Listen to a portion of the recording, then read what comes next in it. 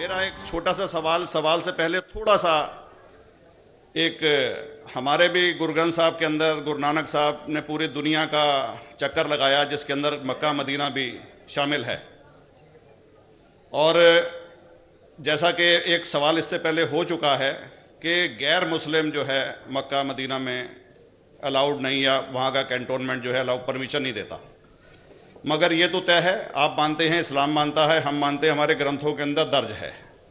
गुरु नानक साहब के दो चेले थे, एक बाला और एक मर्दाना, एक हिंदू और एक मुस्लिम। मर्दाना की बहुत ख्वाहिश थी कि मुसलमान जब तक पूरा मुसलमान नहीं कहलाने का हकदार, जब तक कि वो काबा का दर्शन ना कराए, तो गुरु नानक साहब उसको लेके और काबा गए। हमारे ग्रंथ के अंदर जो दर्ज है कि जब वो वहाँ पहुँचे, उन दिनों बहुत लंबा ये किस्सा है, 1 साल लगता था, और वो रूट सारा उसका वर्णन है। और वहाँ जब मक्का जो मस्जिद के बाहर साथ ही एक दीवार थी, जहाँ पर के भारत के जो मुसलमान दर्शन करने जाते थे काबा के, वो उनको वहाँ ठहराया जाता था। वहाँ की देखभाल जो करता था वो मुल्ला जीवन करता था। जब गुरु नानक साहब अपने चेलों के साथ में वहाँ पर पड़े थे, तो सुबह जब मुल्ला जीवन वहाँ की सफाई करने के लिए आया, तो उसने देखा गुरु नानक साहब के जो पैर थे वो काबा की तरफ थे। वो गुस्से में चिल्लाया कि ये कौन काफिर है जो कि काबा की तरफ पैर करके पड़ा है, और उसने गुस्से के अंदर आके उनके पैरों को झटका दिया, दूसरी तरफ किया। तो हमारे ग्रंथ के अंदर दर्ज जो किस्सा है उसके अंदर ये है कि काबा भी उस समय हिल गया, जिधर गुरु नानक के पैर जाते थे काबा उधर मुड़ता था। तो वो ज़ोर से चिल्लाया, ये कोई हज़रत है, ये कोई औलिया है। तो उस समय के जो काजी थे मक्का के, काजी रुकनुद्दीन साहब थे, और शाह शरफ, कई हस्तियों के नाम हैं उसमें। तो मैं ये जानना चाहता हूँ कि ये वर्जन को आप मतलब एग्री करते हैं, और करते हैं तो इसका हमारे मुस्लिम ग्रंथों के अंदर किस तरीके से उल्लेख है, ये कृपया बताएं। भाई साहब ने एक सवाल पूछा अपने गुरु ग्रंथ साहिब के मुतालिक, और अल्हम्दुलिल्लाह मैं भी गुरु ग्रंथ साहिब पढ़ चुका हूँ। और जिस तरीके से, क्योंकि वक्त मुख्तसर सा होने की वजह से मुझे वक्त नहीं मिला कि गुरु ग्रंथ को भी कोट करूँ। आपका सवाल का जवाब देने के पहले मैं आपसे इजाज़ा चाहूँगा कि इवन गुरु ग्रंथ की किताब पढ़ेंगे आप, ग्रंथ जिसे आदि ग्रंथ कहते हैं, और कोई सिख से पूछेंगे कि खुदा का तसव्वुर क्या है, सबसे बेहतरीन जवाब कोई सिख दे सकेगा वो आपको कोट करेंगे जापू जी, जो गुरु ग्रंथ साहिब आदि ग्रंथ के सबसे पहले चैप्टर है, सबसे पहला श्लोक, जिसके कहते हैं जापू जी।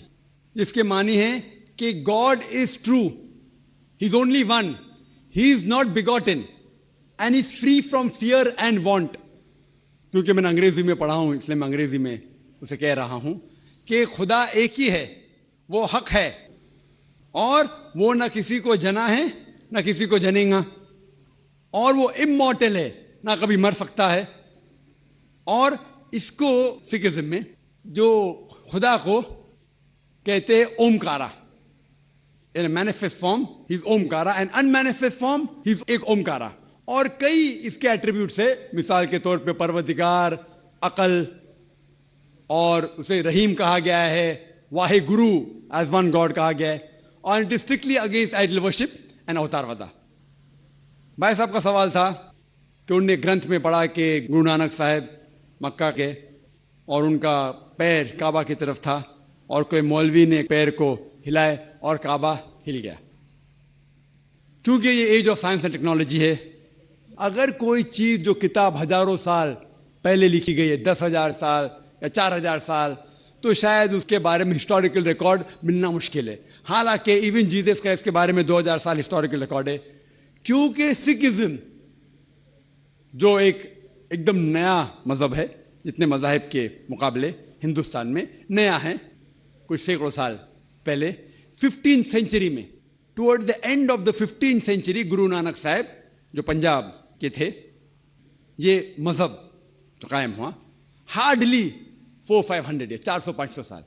और अगर ये मान लो, सपोज मिसाल के तौर पे मान लो, मैं क्यों कह रहा हूं कि मैं नहीं चाहता हूं किसी को बुरा लगे, मान लो ये सच है, मान लो अगर 400-500 साल पहले अगर ये होता था कि काबा इधर से उधर हिल जाता था, तो हिस्टोरिकल रिकॉर्ड में बिल्कुल लिखा होता था। और कई हिस्टोरिकल रिकॉर्ड में ये नहीं कि काबा हिला इधर उधर, कई हिस्टोरिकल रिकॉर्ड आप देखेंगे। हिस्ट्री इतनी अल्हम्दुलिल्लाह 800 900 साल पहले, 1000 साल पहले जो मुगल ने किए, बिल्कुल लिखा हुआ हिस्टोरिकल रिकॉर्ड में।